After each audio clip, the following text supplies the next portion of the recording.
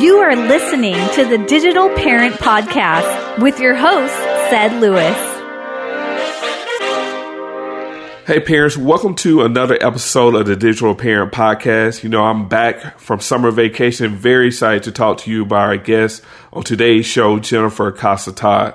Jennifer is the author of the best-selling book on Amazon right now called Social Media. Social Media explores how kids can become leaders by championing social injustices through social media. For example, like the Black Lives Matter movement. The book also discusses how teachers can mentor students to seek experts outside the classrooms to build collaborations and partnerships. And she gives a lot of great examples in the book of how kids can do this. Jennifer and I also discuss how students can also use their natural talents to shine on social media in order to attract scholarships from colleges. So I hope you really enjoy this episode. Let's get right into it with Jennifer. Hey, Jennifer, welcome to the Digital Parent Podcast. We're so happy to have you on the show today. Thank you. Thanks so much for having me. We love your new book, Social Media, and we really wanted to get an opportunity to talk about the book, especially, with summer starting back for a lot of schools, especially in the Southeast. It's a good opportunity to talk about digital leadership and how students can become great digital leaders. But before we get into it, I was kind of curious, how did you develop the book and the concept behind social leadership? The idea for digital leadership and the book actually came a couple of years ago when my daughter was interviewed for a job. And they asked her, what social media are you on? And what will I learn about you if I go there? And I realized, oh my gosh, I had not. So as a mom, I had really ensured that my daughter had a neutral to negative. Both my daughters had a neutral to negative social media presence. I really, really controlled what they did, ensured they were being safe and responsible digital citizens, but I had never thought about anything different. And so when my friend George Kuros came to our district, and he's an educator and a keynote and a former principal, and he talked about this concept of digital leadership as using the vast reach of technology and social media to improve the lives, well-being, circumstances of others. And I thought, oh my gosh, that is so countercultural, and that is what I could have been doing with my daughter when in fact I didn't. And so that completely transformed my path as a mom, my path as a teacher leader. At the time I was in a district level role at a district where I was helping teachers integrate technology into their classrooms. And again, we had focused on things that students couldn't do, but really needed to step back, I think, using this idea to focus on what kids can do. Let me ask a quick question. I want to go back because a lot of parents don't believe that jobs or employers are looking at kids, especially teenagers, social media sites. What was the shock when you found out that, well, this is actually true? People are looking at your social media sites, and this employer actually asked your daughter, what will we find if we go on your social media page? You're right. That was such a shock to me because you hear about that, but you think, oh, it's not possible that they would go. Right. It's so time consuming.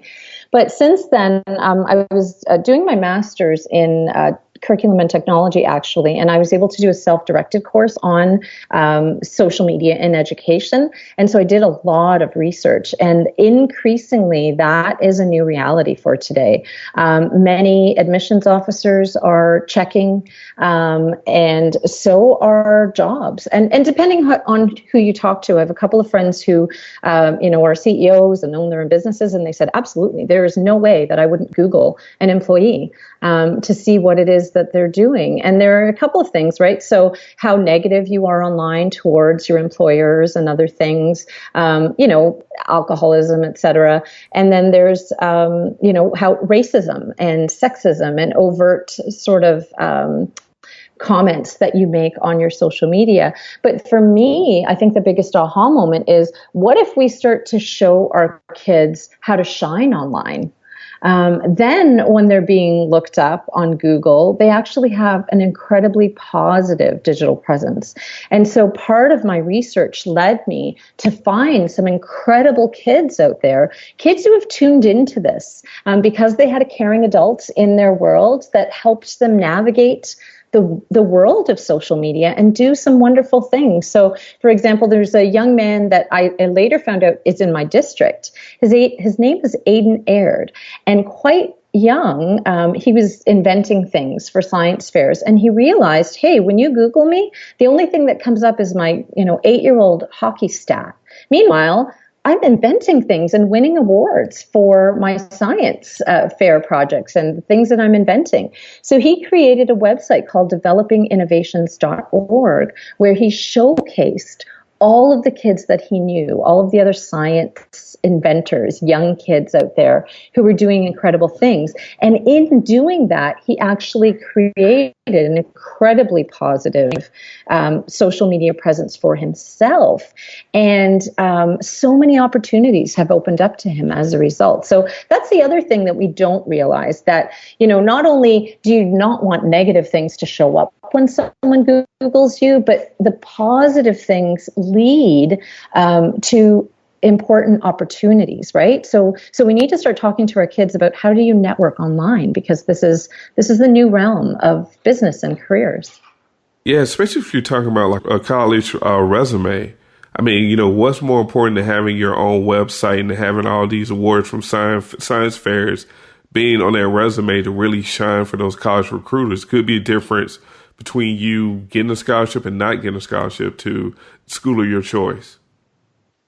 Absolutely. And so that's some of the work I now do with our teachers in the careers courses, because really they really hadn't thought of that. I mean, you read articles and whatnot, but kids do not know. And this is the tragedy, because on the one hand, I have a student like Aiden Aird and so many other kids like him that I have found. And on the absolute opposite end of the spectrum is, a student at my school who is this incredible leader, just such a great kid in person. But his social media presence, his Twitter page, you would look at it and think he's a thug. And it's so different from who he is. And what a tragedy and when I talked to the student about it, I said, your social media presence doesn't in any way showcase how awesome you are. Like, any university would be so happy to have you. And yet, if they Googled you, it's really not a good thing. And so he said, I wouldn't even know where to start in terms of how to do that. And I think that's really where the work needs to be, not just parents, but teachers as well. We need to sort of look at the changing landscape and help our students not just survive, and make sure not bad things come up, but to thrive and shine. That's interesting. So with that particular student, he's putting up a lot of negative images in order to probably gain some type of acceptance within a peer group, or maybe there's somebody of the opposite sex he's trying to get attention from. And that was kind of like his main focus, not even looking at, wow, I'm doing all these great things. I could be using that information, putting that on social media and landing a scholarship, or even making money with the things I'm doing now.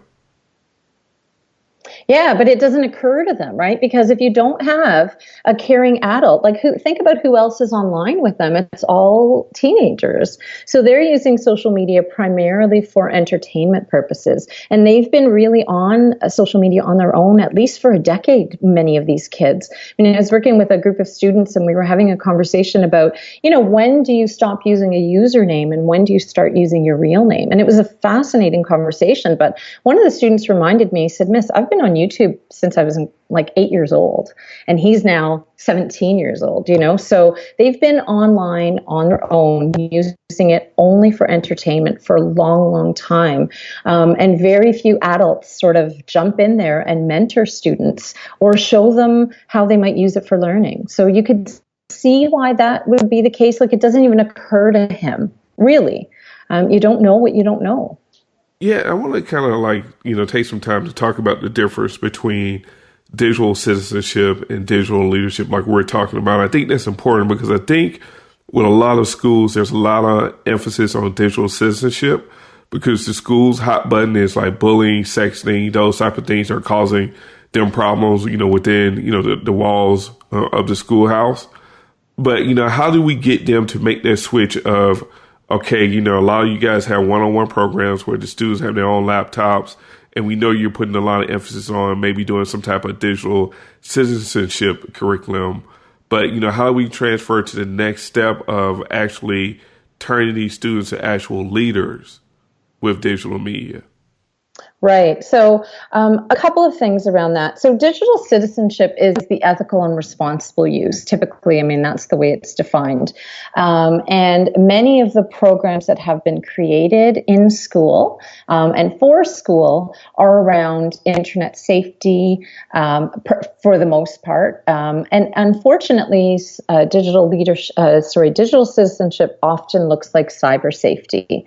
So protecting your passwords, and making sure that you're being responsible online, you're giving credit where credit is due, and just not being a bad person, right? When those are all really good things.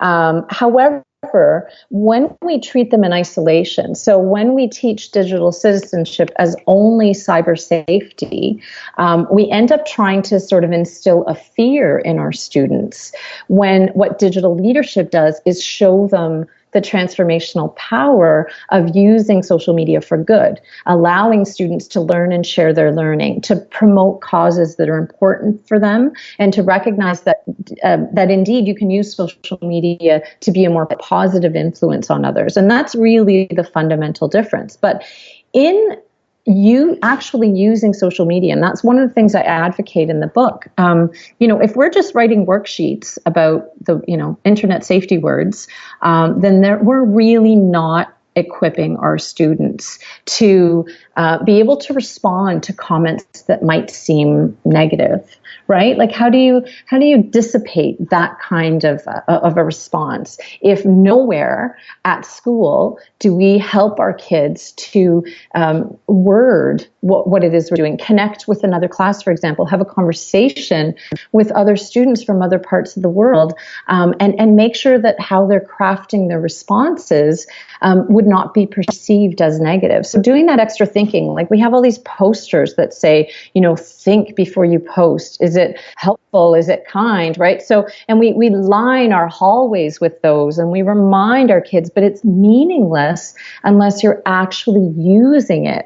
And one of the things that I have found in my experience, because I'm very passionate about connecting my students to other people, is that you actually build empathy. When you connect with another class, you use social media to connect with another class, for example, and then those students come to the realization that we have far more in common with that class than we don't.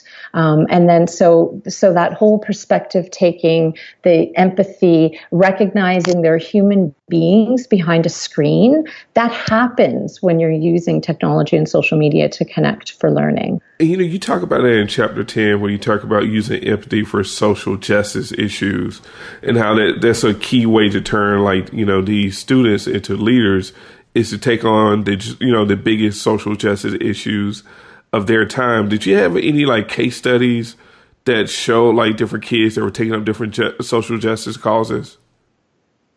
So I didn't have case studies as much as I had sort of experiences on my own. And one of the, a couple of them, but one of them in particular that stands out to me is when we had one of our schools in our district. I facilitated a connection with a First Nations school. And it was in and around the topic of tolerance in Canada. And to hear those students reflect afterwards on the experience and how this is not understanding that these are 16-year-olds just like them, and their understanding of Canada is completely different than ours, and truly believing them when they say that as a result of connecting with these kids and understanding their point of view in a way that we could never have understood with a textbook, that the next time someone raises a point about a First Nations person, that they would have a very different response. And so that to me is very powerful. There was also an instance where Fabiana Casella connected with Razul Al-Rabi, and they did so via Facebook Messenger, but learning more about the refugee experience through Razul and the experience experiences that she had. Like, these are real. When kids recognize that through social media, I don't just watch funny cat videos, but I can really connect to issues. And if I feel strongly about something, I can put forward my ideas and people will actually listen. And that was another very powerful example in a grade 6 class, my friend Robert Canone's class. They were studying different issues and picked a not-for-profit.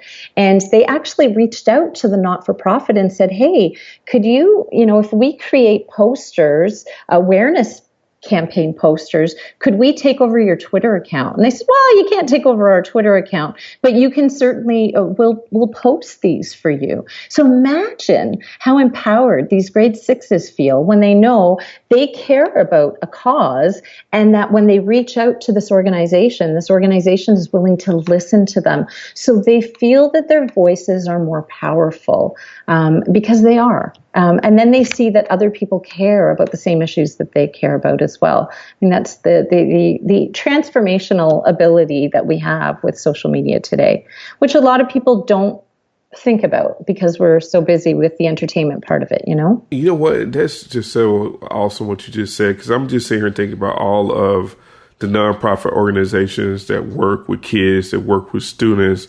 Like, how many of them would be courageous and brave enough to say, hey, you guys take over our social media accounts. We're here to serve you, and you are, basically, the customer. We want to amplify your voice and give you the power. So, hey, why don't you do the post for our organization on Twitter and for Facebook? And I think you have much more powerful, content on those social media sites if you really went hand it over to the students that it's your mission to serve. Mm-hmm. And absolutely. And not just that, though. One of the things that I found, one of the things I do in the book is I showcase some incredible students. And two of those students, well, more than two of those students, but so in particular, Joshua Williams, he is completely passionate about stomping out hunger, reaches out to organizations and realizes a lot of them do not engage youth. So he creates Joshua's Heart, together with caring adults in his life. And he has now devoted his entire life. I mean, and if you look at him on Twitter, he is such a role model. Braden Mannerly Quinn, same thing, but he's doing that in a different part of the United States. He blogs, he puts on youth conferences, he really empowers youth. Chloe Thompson, she's a young woman, 10 years old now, who in California is sewing care bags for the homeless and is raising awareness and getting people to donate toiletry items, which she then hand delivers to homeless people. So in addition to that layer where there are already nonprofits, there are so many students who are striving to do good, who actually can do good, because social media knows no age for leadership. And they're doing good in their lives too, right? So they're doing good in their lives, but they're leveraging social media to spread the word as well. Right. And one of the things you also talk about in chapter 5 is the importance of these students reaching out to other experts outside of the classroom. And I think this is very important, especially when you look at something like LinkedIn and Twitter, where they can actually reach out to college professors in the field that they want to study. And what powerful way for you to get a scholarship then to reach out to someone in an apartment of a university that you want to attend in the future. Absolutely. But there's even that notion of learning about the different programs, right? Right. It's not limited to just going to the guidance office anymore. I can follow a variety of different college campuses to get a sense of what college life might be about, to see whether or not I'm interested even in that college. There are just so many benefits to looking at social media and technology from a digital leadership stance. I just think we need to start to embrace it. We have to stop banning it and blocking it and worrying about the sexting and the cyberbullying. And I'm not saying that doesn't exist, right?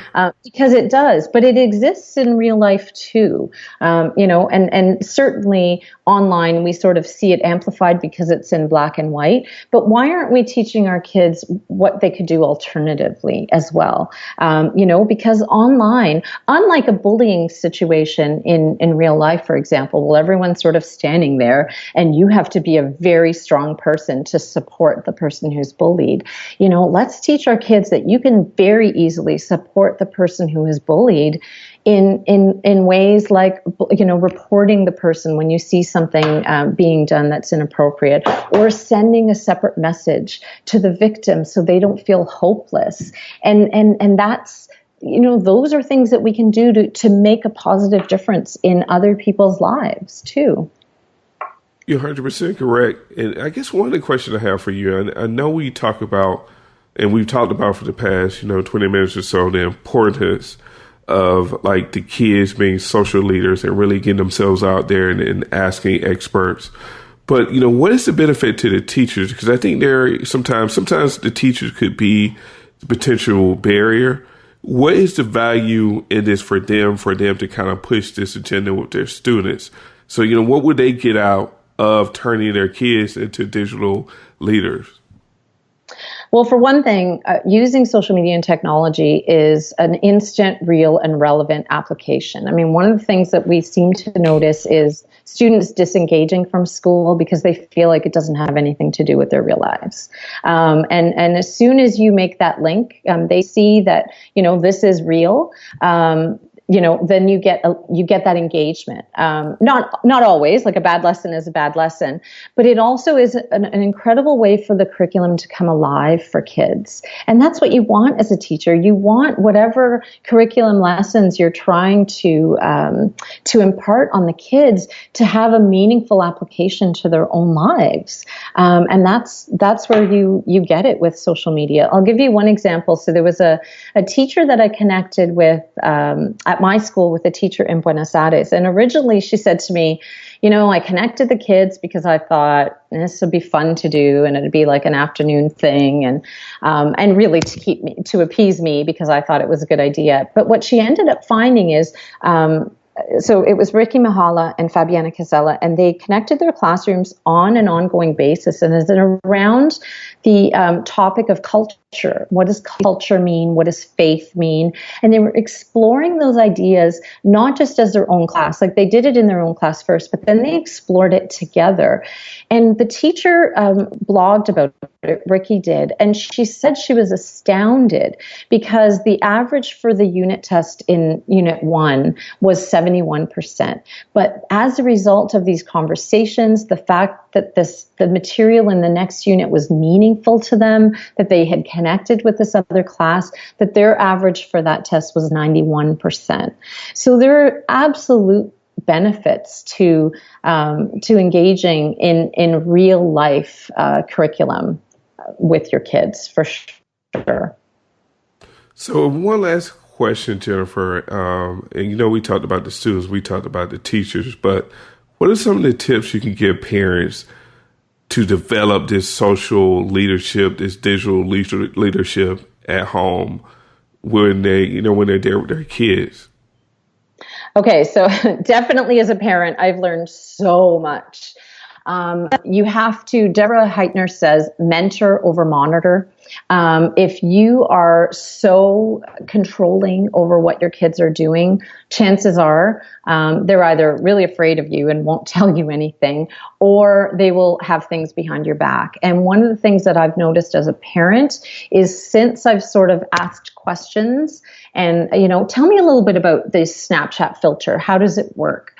So always stay involved in what your kids are interested in so that if kids are in trouble, they're not afraid to come to you. My relationship with my kids since I've embraced this stance is definitely more one of let's explore this together, let's learn it together.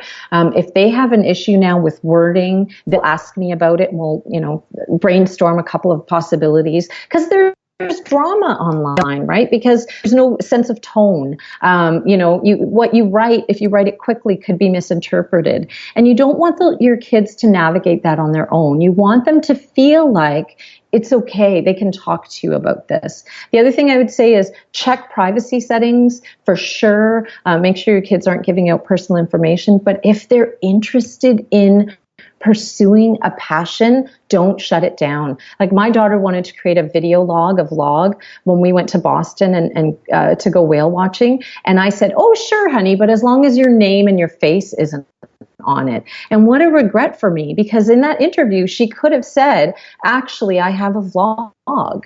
She wants to be a marine biologist. That could have been the perfect venue for her to have created something and sustained it, and for me to support her. So that would be, make sure you're open to conversations, that you're asking, not assuming, so that they come to you if they're in trouble, but also to support them if they're passionate and they want to try something like a YouTube channel or a vlog or whatever the case may be.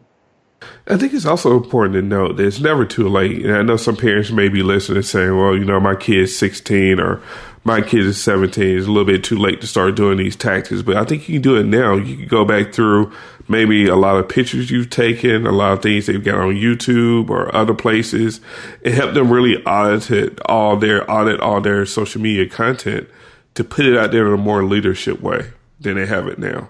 Kind of like the student you were talking about, we had like a lot of negative images out, and he went back and changed that to really highlight the more positive things that he's doing in school and his community.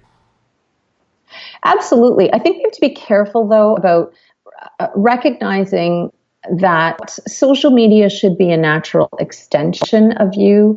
I sort of am sometimes uncomfortable with the branding, like, I only want really good stuff and an edited picture. I guess there's some element of that. But, telling your story in an authentic way and exploring your passions through learning and sharing learning, those are all really positive ways for your digital footprint to be positive without you sort of sitting out and branding yourself in such a, I don't know. I just think we're people, not products. I also worry about people going to the other extreme, right? I just think we have to recognize that social media is a part of our lives, and that leveraging it, like you suggested, is awesome. But at the same time, like, not to lose your sense of self in it either, because these are kids, right? And teenagers, and you want them to start to develop a sense of themselves in person as well as online, if that makes sense. I think that's a great point, Jennifer, and that's an outstanding way to end this show, because I think you're right. If you do too much branding, then it's going to turn off the child. It's going to turn off the student, because then they can't be their authentic selves. It has to be, they still have to have the space to be who they are as individuals. And what we want them to do is really not be afraid of highlighting the great things that they're doing. Exactly. And recognizing what needs to stay private and what can be public. And, anytime you showcase something you're proud of, then that can be public. And so just going with that, like being a positive influence on others, I think you can never go wrong if you go that route. Okay. Well, Jennifer, how can parents find your new book? Where can they go? Amazon.com or Amazon.ca if you're in Canada. And the book is called Social Media. Play on the word social media with leadership. So. Okay. And where can parents or students find your contact information? So I have a website. I've been blogging for several years, and I'm at Casa-Todd.com. And I'm also at Casa-Todd on Twitter. Reach out anytime. Well, great. We really appreciate you being on the show, and hopefully a lot of students will become social leaders after they listen to this. Thank you so much, Sigrid. I appreciate being here. Hey, guys, I hope you really enjoyed the episode with Jennifer. And she gave us a lot of great ideas how we can really sit down with our kids and other students to teach them how to be leaders on social media, how to find their talent and let that shine. And that's what's going to get them that job. That's what's going to get them that scholarship. And make sure, go to the show notes and click on Jennifer's book, Social Media, or as soon as possible. It's a best-selling book right now on Amazon. And also make sure you go to iTunes and rate the Digital Parent Podcast. Let us know what you thought about this episode with Jennifer. And one last thing for me. Please check out our new website called SigridSpeaks.com. There will be a link in the show notes if you want me to appear at your school or at your convention to talk about all these great topics that we talk about on the Digital Parent Podcast. Until the next time.